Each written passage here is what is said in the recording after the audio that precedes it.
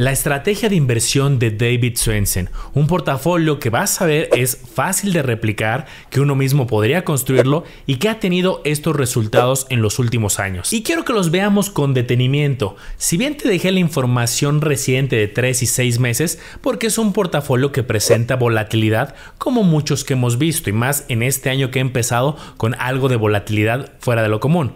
Ahora, fíjate los rendimientos del último año, promedio de los últimos 3, 5, 10, 20 años. Promedio anualizado a 10 años, 9.13. A 20 años 9.01. Y me vas a decir, hemos visto en el canal otras estrategias que en los históricos tienen rendimientos mayores, pero este portafolio tiene una característica bastante interesante. Además de que lo puedes replicar por ti mismo, tiene un equilibrio. No todo está invertido en la bolsa, también tiene otras estrategias y entonces tiene un equilibrio entre rendimiento, pero también entre blindaje de riesgo. Y es una reflexión interesante porque he visto inversionistas que tienen su portafolio 100% en bolsa, 100% en cripto, en algunas estrategias que son más volátiles. Y entonces cuando ven otros instrumentos más conservadores dicen, paga poquito. Y no es que esté necesariamente mal, no hay un portafolio ideal, va a depender mucho de cada inversionista. Pero ese tipo de portafolios van a tener mucha volatilidad, tanto para bien como para mal. Cuando le va bien a la bolsa o estas estrategias, pues tienen rendimientos muy buenos, pero cuando hay época de volatilidad negativa, pues tienen rendimientos a la baja. Si bien en el promedio, en el largo plazo, es lo que tendríamos que analizar, pero este tipo de portafolios como el de David Swensen tienen, como te decía, un equilibrio con estrategias también de renta fija. Y David Swensen, en paz descanse, trabajó en el sector financiero en Salomon, Lehman Brothers, pero es reconocido por su trayectoria como director de inversiones de la Universidad de Yale. Y algo que quiero que quede muy claro tanto de este modelo como de muchos otros es que hay que entender para qué fueron creados. En este caso estamos hablando de la experiencia en la gestión de inversiones para una universidad, no para una persona. Puede que este modelo no sea compatible para ti porque tú tengas otras metas muy diferentes a la de una universidad, que es perpetuar el éxito y la administración de recursos de las universidades. Vamos a analizarlo y ya tú decides si es compatible contigo o tomas algo bueno de ello. La primera premisa que tiene su modelo es la diversificación, tanto por geografía como clase de activo. No todo está en bolsa, tiene bonos, tiene bienes raíces. La segunda es que es una estrategia a largo plazo y esto es congruente con el modelo de una universidad. No es que estén invirtiendo para 2-3 meses solamente, sino para muchísimos años, y entonces esto es compatible también para alguien que está buscando invertir para largo plazo, muchos años. Y aquí estás viendo información del portafolio en los últimos 10 años. Como puedes ver, hay años buenos como el 2012, 2014, 17, 2019, y también tiene años negativos como el caso del 2018 o 2015. Ahora quiero que te fijes en esta información que es muy interesante. Con información del Lazy Portfolio, este gráfico lo que nos muestra son las caídas, es decir, se centra en los eventos negativos. Como podemos ver, en épocas complicadas como la crisis del 2008-2009 tuvo una caída muy importante, también pasó así con la pandemia, y aquí estamos viendo información de las caídas más fuertes que han tenido, el drawdown, de menos 39 en el 2007, de menos 3 en el 2020, menos 10 en el 2000. Ojo, eso no quiere decir que vas a perder eso. Eso pasaría en un supuesto que tú compraras antes de esa caída y vendieras por pánico en el momento más bajo. En los portafolios hay volatilidad y de repente baja. Yo ya te he contado que en muchas ocasiones cuando el mercado va a la baja, si es algo que fundamentalmente me gusta, yo hasta compro más para aprovechar luego los momentos de subida. Recuerda, si no vendes no es una pérdida, es una minusvalía temporal. Si no vendes y el mercado se recupera, luego se convierte en una apreciación que se puede convertir en ganancia. Y por cierto, aunque hay muchos modelos, análisis técnico, modelos de predicción, nadie con 100% de certeza puede predecir el momento exacto de la caída, hasta qué punto va a llegar y cuánto tiempo va a durar. De hecho, hablando de correcciones, es un tema normal y esto no lo digo yo. Por ejemplo, este estudio de Fidelity desde 1950 a la fecha analizó las correcciones y su profundidad en tiempo. Por ejemplo, encontraron que cada 3 años aproximado hay correcciones en torno del 5% y duran alrededor de 16 días. Cada 16 meses hay alrededor del 10% de corrección y duran 43 días.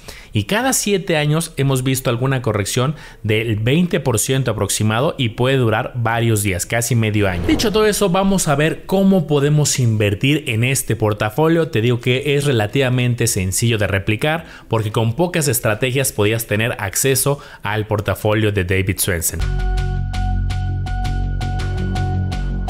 ¿Cómo invertir en el portafolio de David Swensen? Ventajas y desventajas. Vamos a ver que con alrededor de 6 estrategias vamos a poder tener un portafolio similar a lo que él hacía en la Universidad de Yale. Pero antes de verlo, si tú aún no estás inscrito, te invito a que lo hagas porque es información que estoy seguro que en algún momento de la vida te va a ser útil. Y aquí vamos a ver las 6 estrategias principales y quiero que lo vayamos comentando.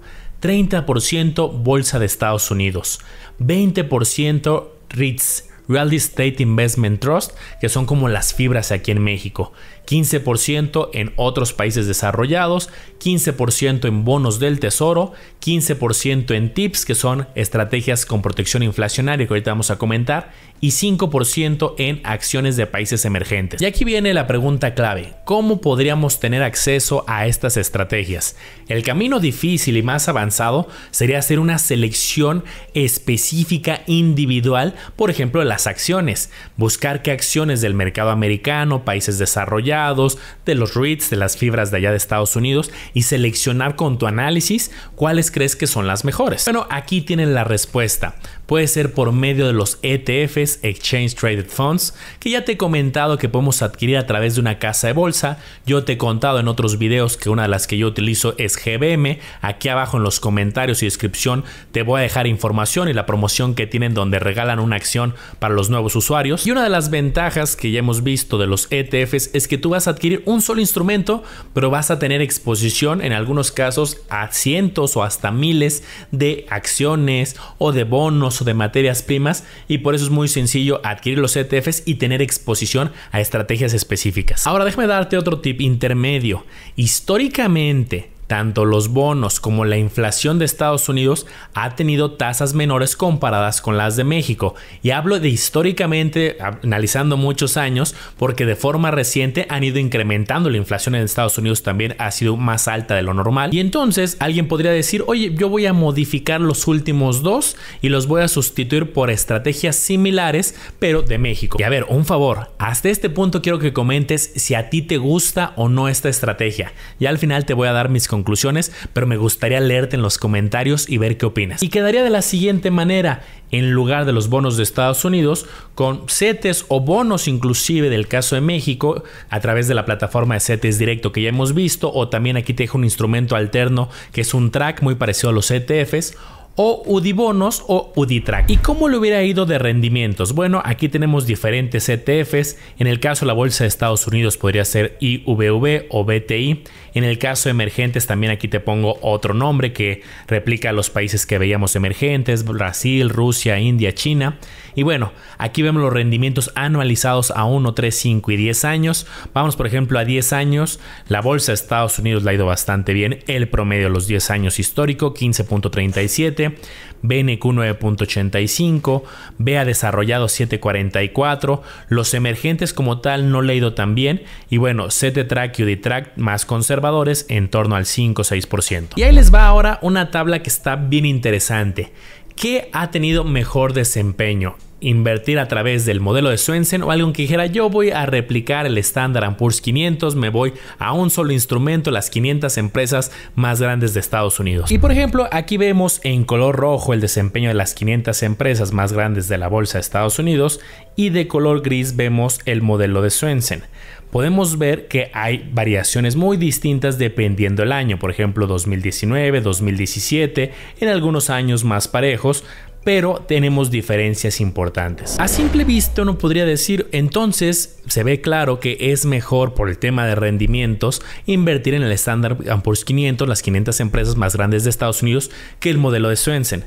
Pero si solamente lo dejáramos en este nivel de ver los rendimientos, no estamos comparando lo mismo, peras con peras, manzanas con manzanas, como bien dicen, sino portafolios distintos. Y déjame explicarte esto con detalle.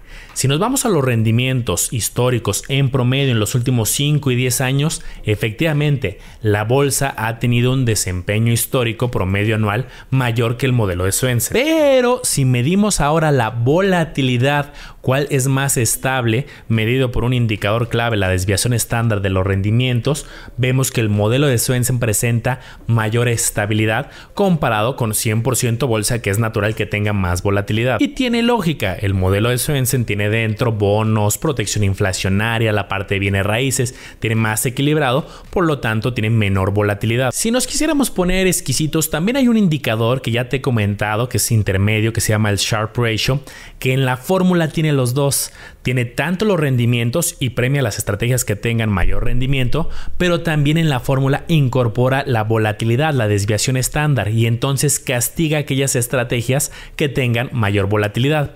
Aquí mientras más alto sea el número es mejor, y aquí analizando el Sharpe Ratio pues sale ligeramente por encima la bolsa de Estados Unidos. Y a ver, el objetivo no es que sea uno mejor que otro, ya lo comentamos al principio, depende de cada quien, que los portafolios, las estrategias tengan sentido y que tu análisis a futuro te guste. Al final me gusta, no es un portafolio que yo replicara al 100%, pero tiene una estructura, tiene una lógica para ciertos tipos de perfil. Obviamente él fue un inversionista muy exitoso, muy reconocido, y bueno, ahí tienes la información de cómo invertir. ¿Tú qué opinas? ¿Vas a seguir el modelo de Swensen? Déjamelo saber en los comentarios. ¿Y qué otro modelo te gustaría que analizáramos a futuro? Espero te haya gustado este review informativo. Recuerda analizar y comparar muy bien, porque tú serás el único responsable de tomar una decisión bien fundamentada. Te felicito, sigue con tu aprendizaje. Aquí hay más material para que continúes. ¡Éxito!